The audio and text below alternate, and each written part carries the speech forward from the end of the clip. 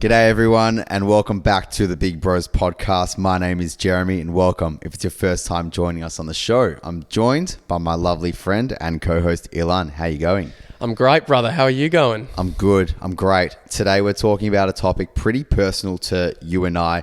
On the surface, this seems like what would be known as maybe something a bit cliche, but I think when you're actually doing something that you're passionate about, when you're doing any form of task that maybe you're not seeing results in immediately, this is where this topic comes into play as a really good way to just keep you going, keep you motivated, because sometimes you're not always going to be motivated. And this is where it comes in. And this is why we're talking today about following your plan and not your mood. Following your plan and not your mood. Why? Because your mood fluctuates. Your plan doesn't fluctuate. And that's why this is so imperative when sticking to something, when doing the thing. And we talk about this all the time, just you and I personally, when it comes to the podcast, for example, when maybe you're not feeling like making a particular video, that TikTok video, maybe you're thinking about not feeling like you want to record on a particular day. Many times where we felt this way, but we've stuck to the plan and we're continuing to stick to the plan. And this is why today we want to talk about this so that you guys can start to implement this into your lives too. I think one of the big issues, as you said, your mood is not a consistent or a good litmus test of whether you're going to be successful or not. But a good plan certainly might be. And the problem is we can fall into a few cognitive distortions. Sometimes we think, if my mood is down, if I am feeling unproductive, therefore I will be unproductive. If I'm feeling anxious about doing something, therefore that means I will not perform well. And the problem with that idea is it's called emotional reasoning. And oftentimes we use how we feel as an excuse to not want to do something. And the thing is, you can still feel anxious, you can still feel unproductive, you can still feel actually quite shit and perform well. You know, you look at elite athletes, and I love them as an example because they're exposed to so many stresses, so much pressure, so much external noise, and yet they probably are feeling quite anxious, they're feeling quite uncomfortable, and their mood is probably not the best at the best of times, with all these kind of variables influencing their mental health and their mental state. But if they're still feeling anxious and feeling uncomfortable and their mood's not great, but they still decide to perform and perform well, doesn't that kind of denote the fact that you can still feel shit and still follow that plan that you set out to do? And this is a message as well that is so harped on about by the greatest people that we hear from in the world. The Alex Hormozis, the Chris Williamsons, the Elon Musk's, the Joe Rogans, you know, all of the big name people that we all know and hear about and see on our phones constantly. This is the message that they continue to preach. And this is the message that they don't just preach, but they embody it. They embody just doing the thing regardless of how they feel. And that is where confidence ties into it as well. It's not the belief of just feeling a certain way about things, because that's an emotion, but the confidence is built from this undeniable sense of knowing that you continue to do the things and you respect yourself because you know that you follow through with them. It's a stack of undeniable proof that you keep doing that thing. You keep showing up for yourself because you've got that plan in place and you stick to it regardless of what your fucking mood is. Because with mood, we know that mood can fluctuate. What influences mood? It's the weather, it's your sleep, it's the time of the month, it's all these variables that are going to consistently shape and shift. So we can't use that. That's why I hate the whole idea of motivation. I think motivation is great. I think motivation is great and use it when it's there, but it's a supplement, right? It shouldn't be where the energy is coming from. It should be, great, if you feel that way, awesome, we can just channel it more. But don't focus on it too much, right? Focus on the plan. Make the plan so good that it's hard for you to even be influenced by your mood. And that's where, for example, with the whole trendiness around ice baths, let's say morning ice baths, morning walks, morning sunlight, all these morning routine type things. Have you seen Ashton Hall's morning routine? He's the big guy. Yeah, he's the one that starts off at 4 a.m. and dunks his head into a bucket of ice and water. And yeah, I have seen. And Hormozy made a video about him and said, morning routine for some, not for others. Fair enough. But the point I was getting at is a lot of these morning routines cop a lot of shit and cop a lot of flack on the internet from people. But people forget about the motivation behind the morning routine. It's not about the look of getting into an ice bath in the morning. It's about showing up for yourself and just knowing that regardless of how that makes you feel, like that's just a side effect of how it makes you feel. But it's more so the sticking to the plan. If your plan is you want to be more disciplined at something, it's just like making your bed, knowing that, okay, in the morning, I need to jump in an ice bath, and doing that is already ticking off a box as to me sticking to a plan for my day. That releases this insane form of dopamine that you will not get from anything else, because you know that you've already ticked off a task that you said that you would do when you don't want to do it. Because who the fuck wants to jump into a bucket of ice in the morning at 5 a.m? I certainly don't. And that's why I don't do it. But I have so much respect for the people that do it, because they're following their plan, not the mood. So don't you think a plan needs to... when you've got a plan for anything in life, for any sort of goal or objective that you want to achieve, it's got to reflect the values that you want to embody. Otherwise, that plan is going to be insanely fickle. And by virtue, you also want the plan to be somewhat convenient and easy for you, so that you're less likely to be strayed away from your mood. So Muhammad Ali used to have a saying which goes, "It isn't the mountains ahead that wear you out, it's the pebble in your shoe." So it's pretty much saying that you want to try and make the process as frictionless as possible, because otherwise, you'll be way more likely to kind of work and grind yourself into the ground if necessary, because you don't have these little things that are just making it complicated along the way. And I think that a lot of people complicate this whole process of sticking to a plan. And I think what really distracts us and gets us to stray away from the plan is because we don't have a conducive environment for that, right? So for example, if I'm studying, and that's a really, there's going to be many days where my mood is so shit and I tell myself I'm feeling unproductive, but I can at least manipulate my environment. I can put in some headphones and listen to some binaural beats or rain sounds and so forth. I can ensure that I have like a glass of water or some coffee. I have 2 or 3 tabs opened, and I leave my phone on my kind of like a do not disturb setting. That is me not necessarily, it's me acknowledging that my mood might be, okay, great, I'm not feeling that productive, but okay, I've acknowledged that. I'm not ignoring it, nor am I suppressing it, but I understand that because I'm feeling this way, my routine and my plan, my actual environment needs to now compensate for how I'm feeling, so my mood doesn't actually overtake or actually have that much influence over what I do. So that's where you need to be really, really disciplined, not just by doing the plan, but actually setting up a conducive environment. Yeah, and look, we're human at the end of the day, right? We're not going to always stick to the plan, and we are going to have days where we do follow our mood. But I think it's about what you're doing 90 to 95% of the time. If you are sticking to what you say you're going to do 90 to 95% of the time. And I think if we can get into the habit of doing this in our 20s, when time is at our disposal more than any other time period in our life, when we aren't well into our 30s and 40s and have responsibilities that we don't necessarily have now, this is where, like, if we can start training ourselves to do these things now and to get into these mindsets and habits now, by the time we get to like 30s, 40s, even 50s, watch out. It's because we've already built up that stack of undeniable proof that we can say we can do what we say and say what we do, because we've got that proof that we've been doing it. And that's a scary proposition if you can build up yourself that way in your early days. And that's why the analogy of just going to the gym and doing that consistently and sticking to it is such a good analogy, even though it's so simple. But if you are a gym goer, you really understand this point, because you know that it is so hard some days to get yourself there, especially if it's morning or especially if it's late after work. But when you do it, regardless of how you feel, you know that you feel so much better for yourself afterwards. And if I just go from personally what I felt like yesterday I went to the gym and I didn't want to train abs, as I normally don't want to do, but reminding myself of my reasoning as to why I need to do it, because I want to look better in the abdominal department.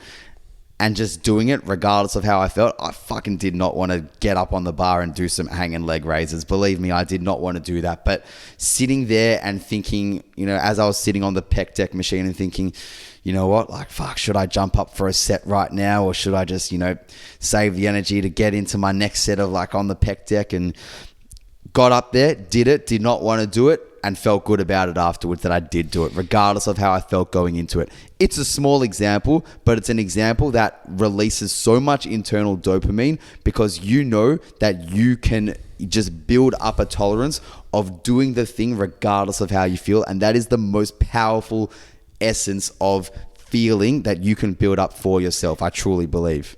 Don't negotiate with terrorists is a saying that they usually talk about quite frequently. Don't negotiate with your mood as well, because oftentimes your mood might not have your best interests at heart, and it clearly probably didn't have the best interest for you at the time when you were trying to decipher. Because think about it this way, it had a logical reason. Let's conserve as much energy so we can get more returns on the pec deck, right? But the truth is sometimes and look, there's a time and place for it, but sometimes you have to say, fuck how I'm feeling, I need to do this instead. And there's nothing wrong with doing that, assuming you're not suppressing things. The thing though, and this is something that's quite important, is you said before, this is a really important skill to develop in your 20s. And it's because it's actually training you to be more resilient as well. If you look at brain scans of people who are quite disciplined and resilient, you can actually tell differences between them and other people who might be classified as less resilient. Their brains are structured differently. The neurological wirings are different. And the thing is, these things can actually be quite malleable. So if you start developing that skill in your 20s and you start developing that skill of resilience, you're less likely to honestly be influenced by your mood probably later on in life. And think about it this way, your mood is going to probably suffer more as you get older, as you have more stresses, when you potentially have kids and a mortgage and all these other compounding situations that are ultimately going to make you uncomfortable and going to ultimately have an impact on your mood. So if you get into that habit in your 20s, as you said, you set yourself up in a lot of ways for success. You set yourself up in such a way, which is, I don't care how I'm feeling, I'm still going to do what I have to do, and I'm going to do this because it's in line with my values. I think the hardest part about it though, and definitely what I felt personally within the last 2 years, and using the podcast is a perfect example for it, it's incredibly hard to stick to when you're not maybe seeing the results that you hope for. It's very much easy to stick to plans regardless of how you're feeling if you're seeing returns on it. But when you're not necessarily seeing returns and you're just seeing stagnation perhaps, or even declines at times, it's even more testing to stick to the plan. And that is where it's uncovering that next layer. Like, if you can still stick to that plan regardless of the returns that you're seeing, fuck me, you are going to just breeze through when you actually are seeing the returns and you actually are getting the results that you'd hope for, because you're doing it when it's harder, and then you see it when you're on the other side and you're like, yeah, this is a breeze now. Like, an example is just for us, like making like a daily TikTok video, something that, we've definitely gone through times where we're not sticking to, and we're not sticking to it because it's hard. But like, for example, recently we're in a pretty good patch right now where we've been very disciplined at doing that once a day. And it's testing. When you're stuck in that 200 to 300 view jail and you're maybe not seeing the return that you'd hope for, it's very easy to just spit the dummy and think, why the fuck do I keep investing all of this time and energy into something? But that is where the mood takes over and takes over from your plan. And like we said before, that's where mood is so conducive to the external environment, the things that you can't necessarily control. But what you can control is your plan, right? So if you're able to stick to that plan, because that's the thing that you can control here, you can control your plan and you can stick to it during times that are tough.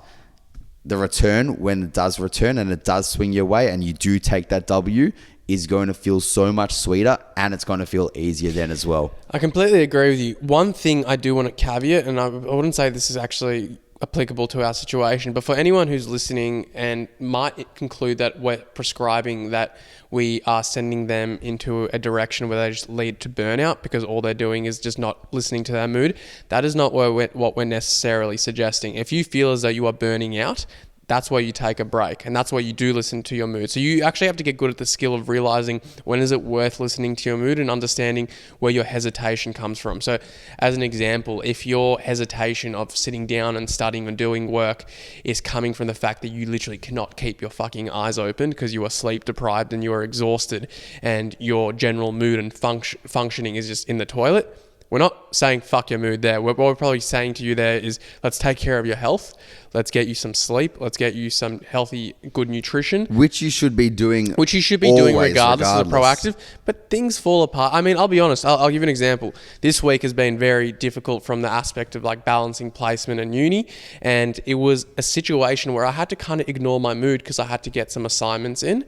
And that meant going to sleep at 2 a.m. a couple nights a week, which I never do. I don't think I've done that for a uni assignment since like my first year. But it happened, and I acknowledged it. I hated life for those few days, and I was very much limited on sleep. I was very much limited in my, capacity to exercise and so forth. And that was a really good example for me where it's like, okay, I'm not going to beat myself up over it too much because obviously I didn't want to go exercise. But for me, the reason I didn't do that is because I genuinely had no time.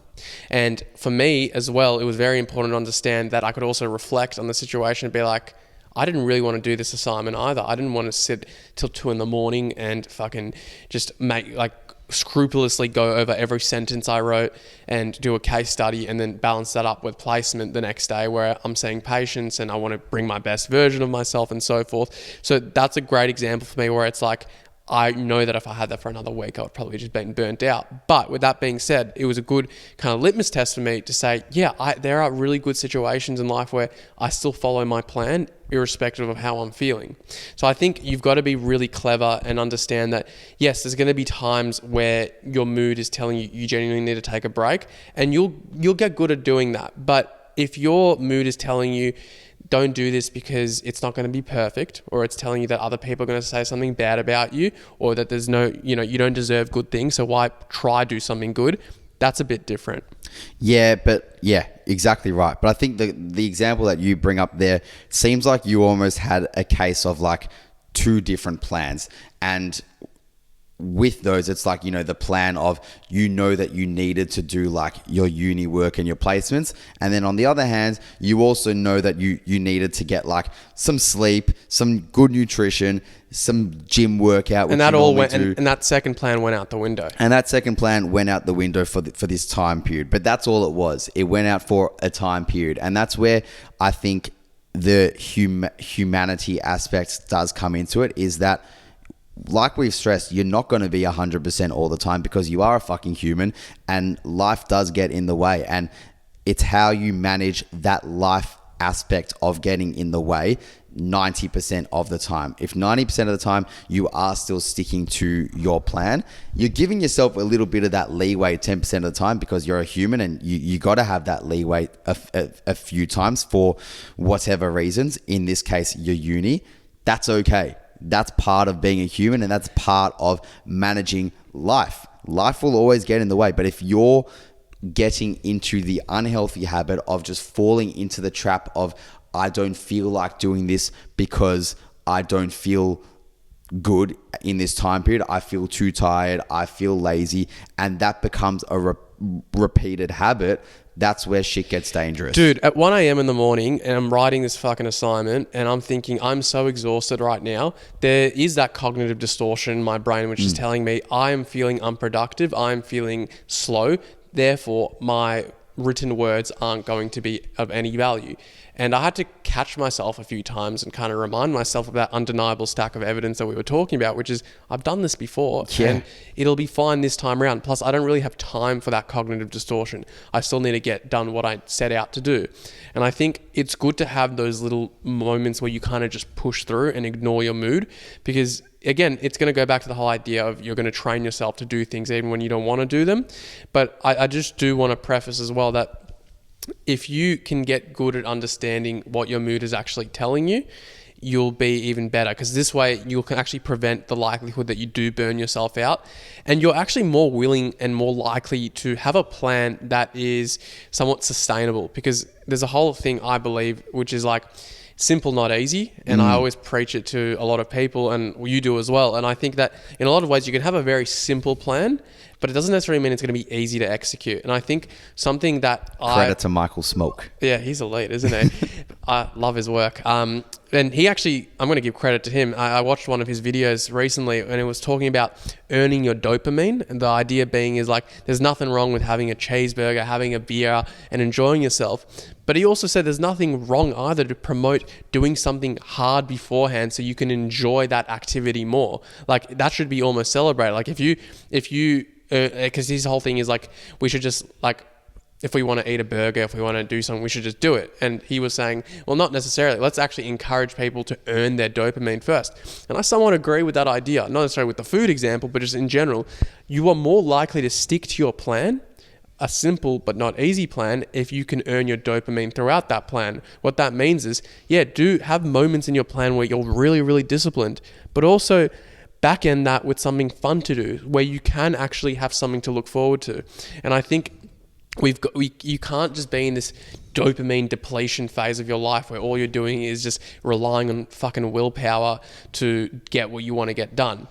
How many times have you tried to rely on willpower? It's not going to work. You've got to make the process somewhat fun. And that's where I remember back in my school days, and you guys listening might agree, but it was that little thing where they would say, you know, if you're really struggling to get through your work, you're flipping pages in the book, like say you got many maths problems to solve, you're doing maths equations.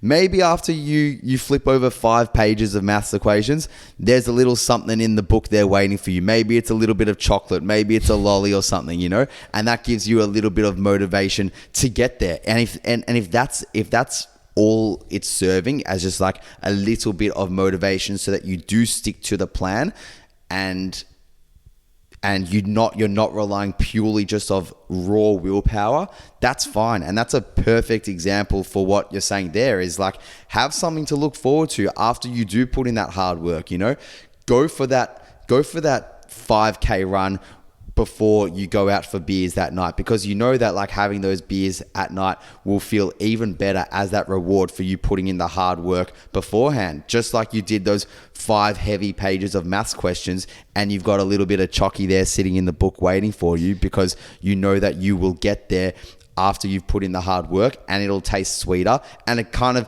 uplifts your mood. So therefore, you've turned a task that is what would be seen as hard, strenuous, monotonous, boring, and you've made it in a way of like, you've kind of like gamified it in a way. You've made it in a way where, yes, it's still hard, but you've got something to look forward to at the end of it, which therefore heightens your mood even more once you get there afterwards. I completely agree. Like, your plan shouldn't be strenuous and difficult for the sake of it being difficult and strenuous. The plan, if anything, should be conducive to your health and well-being as well. So although that's a very good ideal to try and live up to, we understand that it's not realistic.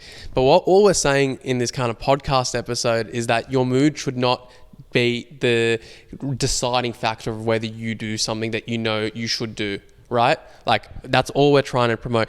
Fuck, there's so many people we chat to, even in our own friend group. I swear, I wish I did this, I wish I did that. And there's a lot of like, you know, no disrespect to them, but I know they can do it. I fucking know it. And I'm swearing because I'm a bit passionate about it, because I want to see my friends succeed as you do.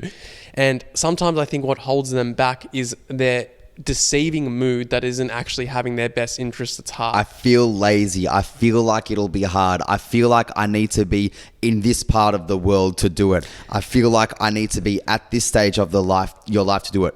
Fuck how you feel. Fuck how you feel. In this case, definitely. It's not helping you. This is the youngest you will ever be. You don't have the time constraints that you might have in 10, 15 years time. Now is your time. And even if it's just starting small with whatever it is, just fucking start. And I think that's also a great way to think about a solution to this as well, for the times where you might not feel like you want to do something, but you want to stick to the plan. Say that plan is going to the gym 4 times a week, and that is your undeniable thing.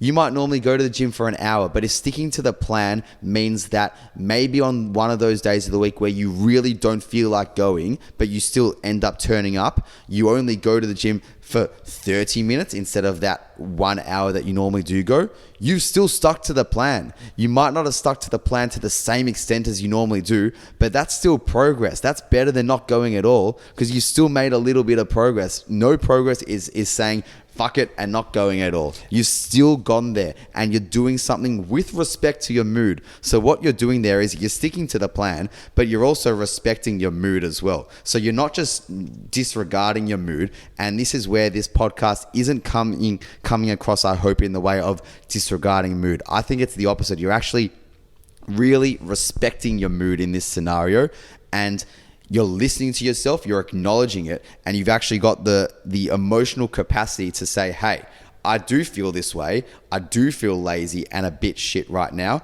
but I'm going to adapt my plan a little bit so that I can still stick to it whilst respecting my mood. And boy, you're only going to come out of that even better afterwards. Yeah, and that's maybe more of an example where you negotiate with your mood, which again might work at times. Like I think if using that example for like the academic context, you've got a long ass essay to write, and the whole idea of writing 2,000 words is bloody daunting, but you want to start early, but you don't want to write all the 2,000 words. Give yourself a really ludicrous objective. Tell yourself to just write one sentence. Just one sentence. Because chances are you'll think, oh, that's so stupid. Of course I can write one sentence. But it's much harder to start that one sentence if you think you need to complete the entire essay that day. But if all you're thinking is, I just got to get that one done, you're more willing and more likely to let the moment, because you're going to feel momentum, you're going to create momentum. And I'm a massive believer in life, like in anything, you are going to be the catalyst of your own momentum. You can decide when to start feeling good. You don't need anyone's permission. And you can use all these little cognitive tricks. That's why I love psychology so much, is because you can manipulate your mind in a healthy way and manipulate your environment in such a way that you can start extracting what you want. And you can extract it from yourself as well. So I think that is a great example and a great conclusion to suggest that, yeah, your mood might have a very compelling argument for you, a very compelling reason for you not to do something. But if it's contradicting your values of what you truly want to do, then great. This episode's for you, because now you can learn myriad of ways where you can either A, tell your mood to get fucked, or B, negotiate it with it enough that you can still do what you want to do. On that note, guys, thank you for joining. Very passionate about this topic, so I'm sure it's not going to be our last time we do dive into it. Let us know what you think. Hopefully it's given you that ignition that you needed, that fire in the belly to go out there and stick to the plan. And we are all ears to hear about how you do go about that. So reach out to us and let us know how you go. And don't burn yourselves out. That we are just to cover our tracks, we are not endorsing that you burn yourselves out. Take mental health care breaks, please. Exactly. See you guys next week. Thank you for joining, and have a good rest of your week. Ciao.